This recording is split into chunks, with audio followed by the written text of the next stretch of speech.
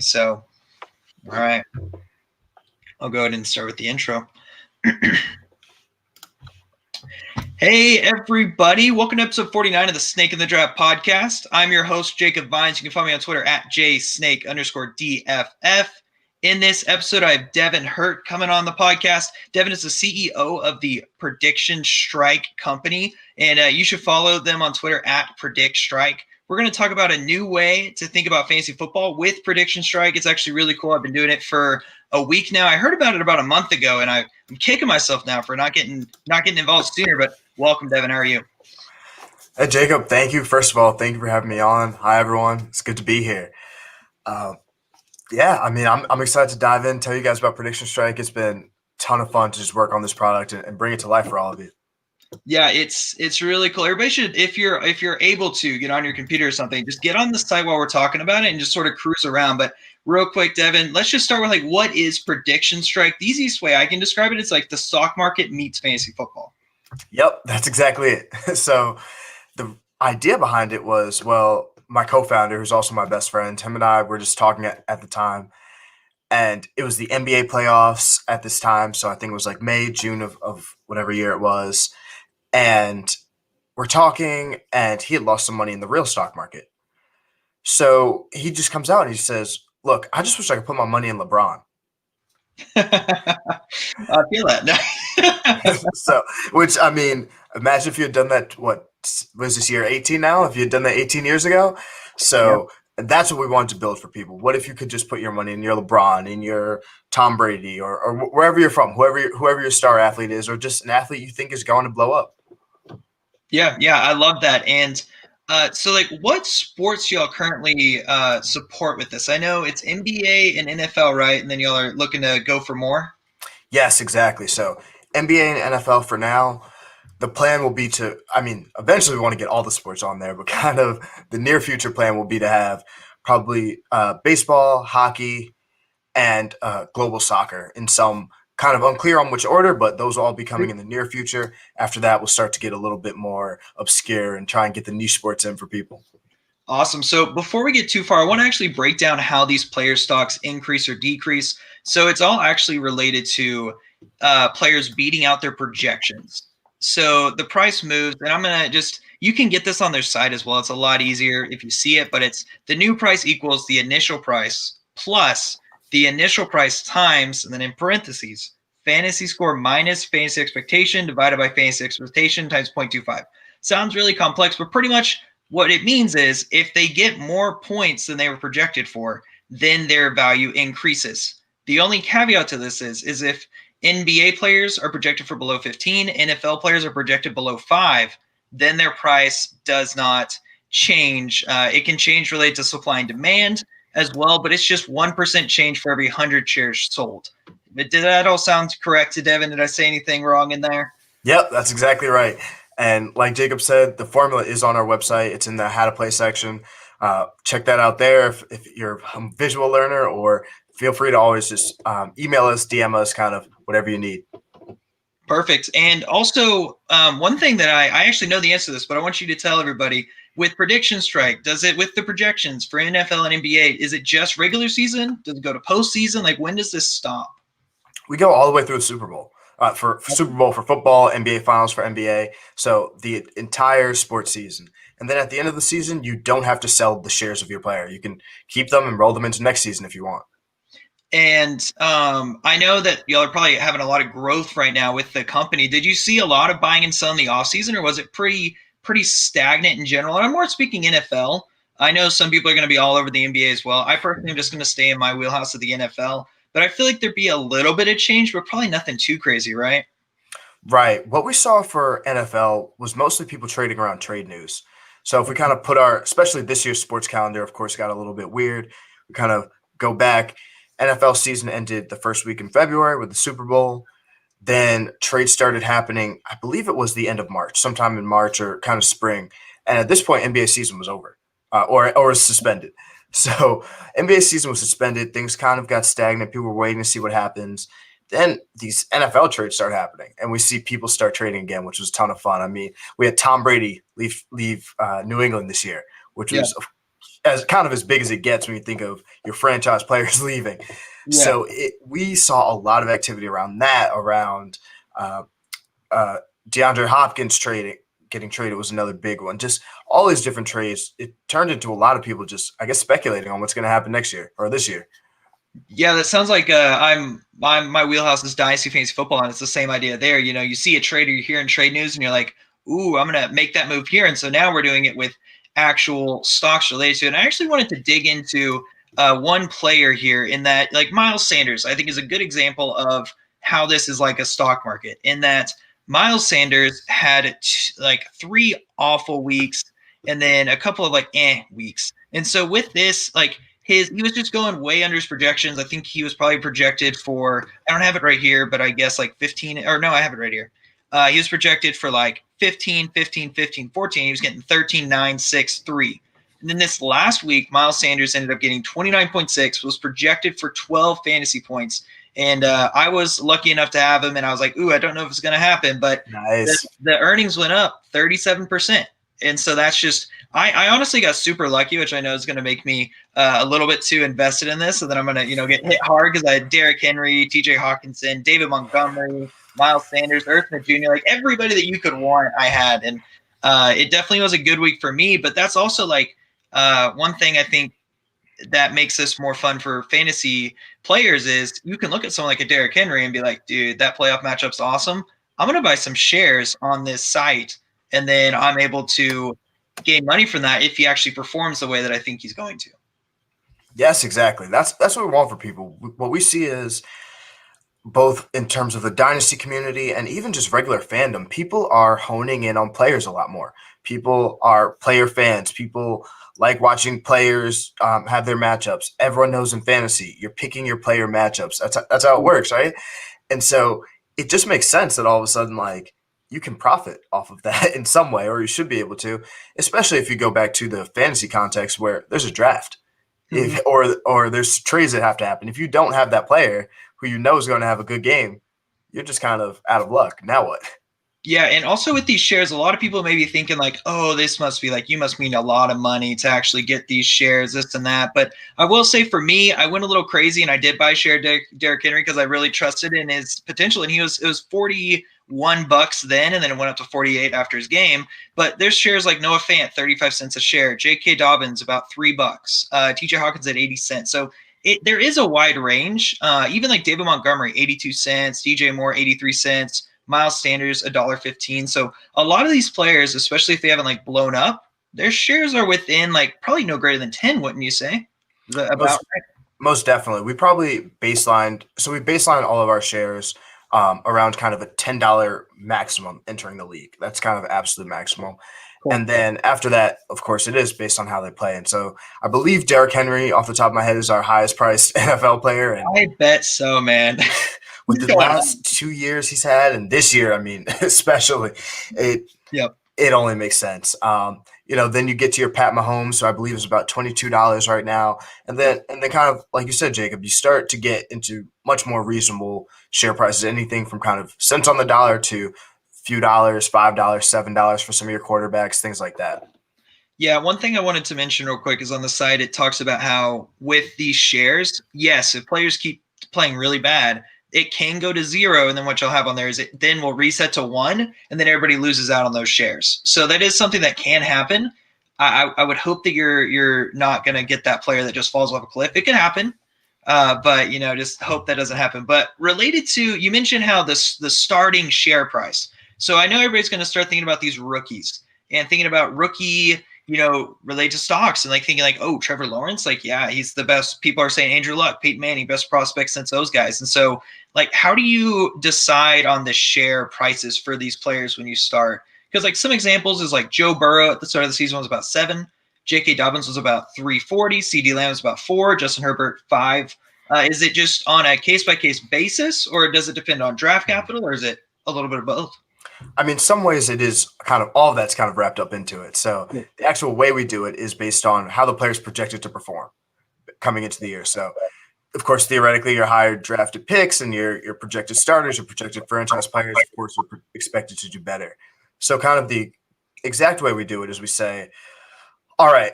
If we assume for a second the player who is projected to have the best year in the league is going to be $10 a share, then the player who is going to have half of that production would be $5 a share.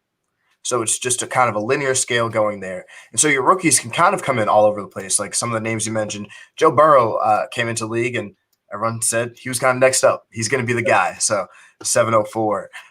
Go down to CD Lamb. I'm a Cowboys fan myself. So CD Lamb was someone who kind of slipped to the Cowboys. Was unsure if he was going to use them. He was supposed to be a solid to good wide receiver 3. Ended up kind of becoming wide receiver 2. And Mark Huber, of course, getting all the attention. It frees him up for a lot of big games. So, but all that to say, he wasn't projected to have that great of a year. So comes in at kind of 405. Justin Herbert was someone I think a lot of people were kind of unsure about coming out of college, right? He's a clear starting quarterback, but is his team that good? Like they're decent. How good really was he? He wasn't the clear kind of sort of Joe Burrow was everyone said, okay, he's next up. So, that'll put you at 534. And of course, just it'll depend kind of from there. Yeah, one misconception I had at the very beginning was I was sort of thinking like, oh, well, these lower value guys, like, well, they're actually not like I don't want to get them because their price won't increase as much. Instead of thinking about it like you can get a lot of shares of those guys, and then if it ain't like if you have $5 shares of one guy and $5 of the other guy, it doesn't matter that what their actual share cost is. Like if they get an increase in their cost by 34%, you get 34%. So with players that are cheaper, more expensive, it's just that you just have one share to 20 shares. It doesn't really, in my opinion, it doesn't matter that much related to the cost because my thought process is, except for my crazy Derrick Henry, then is just stay within that $10 range. Try not to get too crazy unless there's a player you really believe in. I did have a question about these rookies. When do they come on sale for y'all? Is it after like the NFL draft, or is it more at the start of the NFL season in like around September time, or what time is it for y'all? We try and get it done as soon as possible is the short of it. So we work with an outside data provider, Sports Data IO. If they hear this, they're amazing. We love working with you guys. They of course do all the projections for us. Yep. So we wait for them to kind of, I guess they have their numbers guys. They crunch all the numbers. They say, look, this is how they're expected to do this season. And then, so once those are ready to go, we roll with it. So for NFL, the last couple of years, it's been within about a week of the draft, we're able to get the rookies on pretty early. NBA also usually about a week of the draft. This year, NBA has been late, and not for any fault of Sports Data IO. It is the season has been a mess. The draft was late. They didn't know how many games were going to be played. They didn't have a schedule. Just all these different things happened. So, in a normal year, we usually get them up pretty quickly. Sweet. So that's where I guess potentially, if you can get in on that as early as possible, you get a slight percentage or two bump on the value potentially. So that's something to be on the lookout for. Also, this is just a generic question for you in the sense that is there like a part of the Prediction Strike site that you think it's overlooked? Like I will say, like I really like the mobile app, but at the same time, the website gives more info overall about like long term and how much they've changed. Like you mentioned, Derrick Henry. I think it was 2008. He was 80 cents a share, and now he's up to 48. Like that's crazy difference, and you can just see that as sort of the trend line as it progresses. Is there anything that comes to mind real quick about stuff that people may overlook? Definitely. I mean, to your point, Jacob, the way I think about those two, kind of the two interfaces is almost the way I think about the ESPN app. I love the ESPN fantasy app for my quick transactions, I know I kind of want this player, just how's this player going to do? Let me set my lineup kind of thing. But if I really need my data, I'm getting on my laptop. I'm kind of, I'm opening it up. I'm looking at all of it. So that's kind of how I think about it.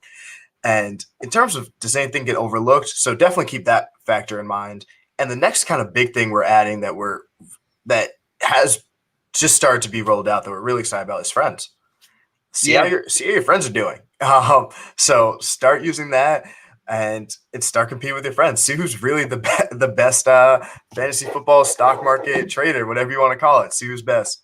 Yeah, I will say the friends is very interesting because with that you can see the players that they have currently in their portfolio as well as who they've been buying and selling throughout. I guess it's forever if you scroll far enough, but yeah, it's definitely an interesting addition to it because you're right in the sense that you can be like, oh, why are they doing that guy? And then you reach out and be like, why are you buying that guy up? And then it can cause conversation. And Like if someone bought up Ursa Jr. this last week, they're going to be pretty ecstatic with what ended up happening. So yeah, I definitely like the friends. And if anybody is listening to this and like, oh, I want to give Prediction Strike a chance, reach out to me and I'll give you my email and we'll become friends on this. I think I'm friends with Deven right now on there too. So we also have a Discord chat going on that you can reach out to me, or I've already posted about it. So, it's definitely going to be a fun thing that I plan on doing more. One other question, and I don't know how much it may be tough to say because it's player to player, but what position, especially related to the NFL, have you seen it be the most volatile? Is there one particular that you seem to be up and down a little bit more? This year in particular, it seems to be the running backs. Okay. And the reason for that is we're seeing a lot more of this running back by committee style. Mm. In other years, I'd probably say it's the wide receivers because the receivers have the potential to go for 200 yards or they catch nothing that week. But this year, people are having a lot of trouble, and I think a lot of people see it in fantasy. If your team doesn't have that clear wide or running back one, there is an element of this team might kind of get, or this player might kind of get more touches, or maybe it's this guy this week. Now they're all kind of projected around like 7, but like one of them doesn't even play, and now what? I think the Patriots have been the biggest example of that this year.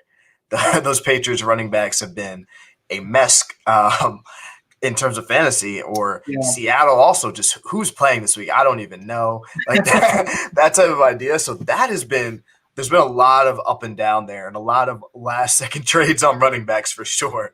I could see that, or even like Clyde Edwards-Helaire being active but yet not playing. And the first player that came to mind for me was Cam Akers, and that I'm looking at the site and that he was projected. It doesn't have the week here, but it was about 5 weeks ago. So he was projected for about 5, and then it was 6.5, and then it was finally up to 6.5 again, and then 10.5. But during that, he was actually scoring, 15, 17, and 22. Like his value has nearly it's about $2 more. It's around $4, and now it's up to $6. So it's one of those things that, yeah, if you can get those guys in the committees that maybe you're going to take or even like a Jonathan Taylor, maybe, or someone you think potentially could get increased workload. Yeah, that's pretty cool. And I'll say even like if you get those guys right on that $5 or not $5, right on that 5 point mark, like Irv Smith was 7.35. And then he ended up, having a touchdown, and that goes a long way for anybody. That's part of the reason Dave Montgomery did so well earlier. But now I want to get a little bit into your thoughts on like how to be successful on Prediction Strike, because you're the person that knows all the ins and outs of it. Maybe you can give the listeners a little bit of strategy. So, do you have certain players that you would target on the side, or do you usually play like more, long term, short term, a little bit of both? Because I don't know if you do like dynasty fantasy football, but a lot of us do some redraft, some dynasty, some daily fantasy as well. So are you an all around type of person? I personally am an all around type of person. I think it's kind of how I treat stocks in a way. I have my core long term holds, and those for me are usually the household names. Those are people. You're LeBron James on basketball. You're Pat Mahomes in football. And then I also have kind of in that same category, my people that I'm at least holding until they start messing up. Your Kyler Murray's. Who else? Josh Allen has been killing it. Like Derrick Henry has been killing. People who are. It's like okay, they're doing it at least this year. So I have those kind of people kind of stagnate in my portfolio, and then there is that almost DFS type element or that kind of waiver wire type element of like I think they're going to have a good week. I think they're going to have a favorable matchup. I think that defense isn't good against the run or against the pass, or I don't know, so cornerback is injured, whatever it might be. That kind of more element of I'm watching it. So I think that's kind of my style. And I will say part of the reason we wanted this platform to be this way is so that you can do whatever you want. You can trade every single day. You can trade in every game slot on Sunday, Thursday, Saturday, Monday if you want. Yeah. The occasional Wednesday, right? Wednesday. We might get a Wednesday. I think we have a Tuesday this year too. We had a Tuesday. I think we had a Wednesday. Yeah, it's been a crazy year. Yeah. So you can do that if you want, or you can just say, look, we definitely have some people who come in at the beginning of the season and are like, look, I'm putting a significant sum of money on Aaron Rodgers because he's Aaron Rodgers, and that's who I'm riding with this season. So you can do that if you want, just kind of whatever's your play style.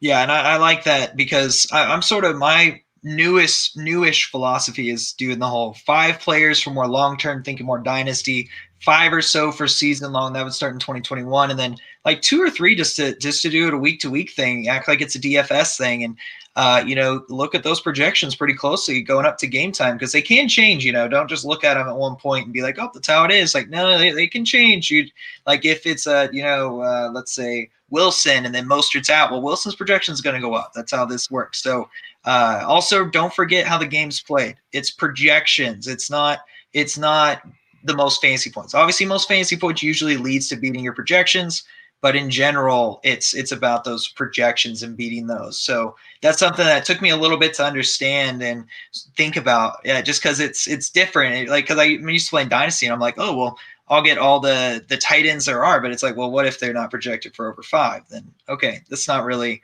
worth it right there. So yeah, I like that, and you're right. There's so many different ways to play. Is there like with the NBA season coming up? Is there anything you want to tell anybody about the NBA? Because that's something I personally am not going to be involved with because I know I'm just going to end up losing all my money if I do that. I'll buy 3 shares of LeBron James and just call it right now. Yeah. NBA is usually absolute madness, to be honest, and that is because they play 82 games. I'm not sure if they're doing 82 this year, but usually, all these games, and then there's games every day. Players play 3-4 times a week, so there's just a lot that goes on. Share prices all over the place. You will see a lot of movement throughout the year, and it's a function of just so many games. And you don't really know. I mean, it's the same as any sport. You don't really know who's going to blow up or have the game of their life. But in NBA, they might have an incredible 3-game span. I mean, like Damian Lillard did that during the bubble. He had like 3 or 4 just insane games. Then they kind of come back to earth. And I mean, it's fun to see, but it's just like you don't know when it's going to happen. And I think with 2 or 3 game slots per day for 6-8 months, I mean, it's going to be a ride, guys. Yeah, I could. Oh man, I can't even imagine. That's why I can't do like MLB fantasy or NBA. I'm just like, you know what? The 1 game a week idea of teams. Oh, that's peace of mind. Yes, it goes by quick, but oh man, I'll probably eventually go crazy and just get into it. So yeah, I think NBA, and then you eventually add MLB, hockey, all sorts of stuff. Yeah, make sure you go to the Prediction Strike site and actually see what's going on there. You could also download the app if you want. If Prediction Strike sounds interesting to you, you can become a member and use the referral code JSNAKE. That's JSNAKE to get $10 added to your first deposit of 20. It would really help me out, and I'd appreciate it. And you can also get added to the Discord chat. We can talk about it. If you have any questions that weren't answered, I know you can talk to Prediction Strike on Twitter. Most people that are listening to the podcast are on Twitter and very active on Twitter. I know that's where I end up chatting it up with everybody. You could talk to Deven. So yeah, I had a blast tonight. Deven, do you have any new projects on the docket for Prediction Strike? I know we probably talked about them all pretty much, but is there anything you want to highlight? Yes, so a couple things on the way in the nearest future. So the one that's on the way in the most near future, hopefully by the end of this calendar year, if not early January, will be leagues. We're going to start having leagues. So it'll be kind of similar to the Friends in that you can see who other players are invested in and what they've been trading, but also just a comparison. So I don't know, Jacob is up 70% this weekend, and maybe I'm up like 30%, and so he'll be ranked above me. And so you'll get to see that. You'll get to have some fun with that, and just see how your friends are doing it, and start chatting it up with them. Start talking to them about what trades they're making, and make it a little bit more of a community-based effort. So that's our main feature coming up in the very near future.